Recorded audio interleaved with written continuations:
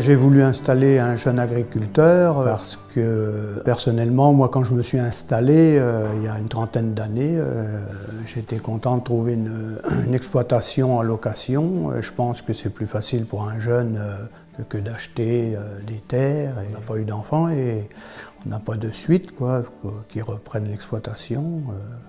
Et en 2015, j'ai fait un stage à la Chambre d'agriculture à Châteauroux et j'ai eu qu'un interlocuteur finalement, M. Georgeon, et c'est lui qui s'est occupé de mon projet et qui a été très disponible quand j'ai eu besoin de renseignements et tout. Mais il y a la relation humaine qui est importante aussi, c'est sûr.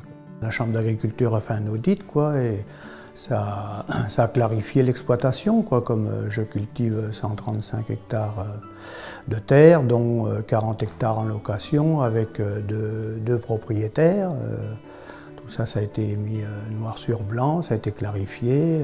Voilà. Il y a eu un accompagnement de la Chambre tout au long des discussions pour aboutir à la reprise de l'exploitation.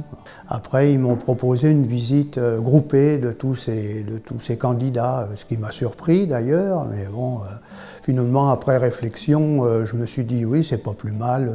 C'est vrai que ça aurait été un peu compliqué de faire visiter individuellement tous ces candidats, Finalement, ça a été un soulagement pour moi et je pense que c'est une bonne chose de faire des visites groupées.